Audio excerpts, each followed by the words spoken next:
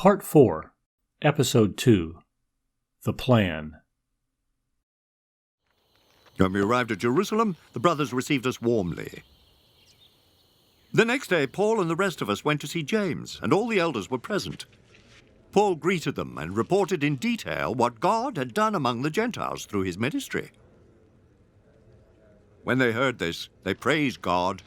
Then they said to Paul, "You see, brother, how many thousands of Jews have believed, and all of them are zealous for the law. They have been informed that you teach all the Jews who live among the Gentiles to turn away from Moses, telling them not to circumcise their children or live according to our customs. What shall we do? They will certainly hear that you have come. So do what we tell you. There are 4 men with us who have made a vow. Take these men, join in their purification rites, and pay their expenses, so that they can have their heads shaved. Then everybody will know there is no truth in these reports about you, but that you yourself are living in obedience to the law. As for the Gentile believers, we have written to them our decision that they should abstain from food sacrificed to idols, from blood, from the meat of strangled animals, and from sexual immorality." The next day, Paul took the men and purified himself along with them. Then he went to the temple to give notice of the date when the days of purification would end, and the offering would be made for each of them.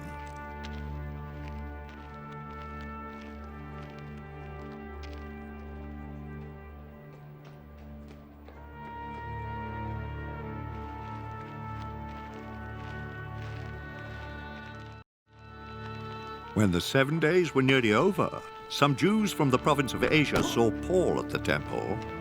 They stirred up the whole crowd and seized him, shouting, "Men of Israel, help us! This is the man who teaches all men everywhere against our people and our law and this place. And besides, he has brought Greeks into the temple area and defiled this holy place." They had previously seen Trophimus, the Ephesian, in the city with Paul, and assumed that Paul had brought him into the temple area. The whole city was aroused, and the people came running from all directions. Seizing Paul, they dragged him from the temple, and immediately the gates were shut. While they were trying to kill him, news reached the commander of the Roman troops that the whole city of Jerusalem was in an uproar. He at once took some officers and soldiers and ran down to the crowd. When the rioters saw the commander and his soldiers, they stopped beating Paul. The commander came up and arrested him and ordered him to be bound with 2 chains.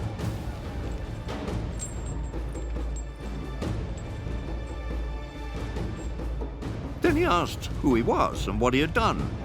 Some in the crowd shouted one thing and some another. And since the commander could not get at the truth because of the uproar, he ordered that Paul be taken into the barracks.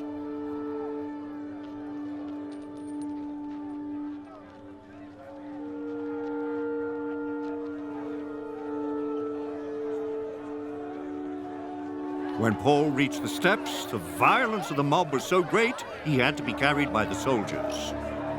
The crowd that followed kept shouting, "Away with him! Away with him!" Why did the Jews hate and want to kill Paul? How did Paul show humility to the leaders?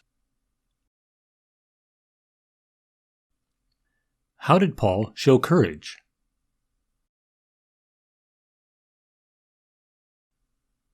In what situations am I challenged to show courage?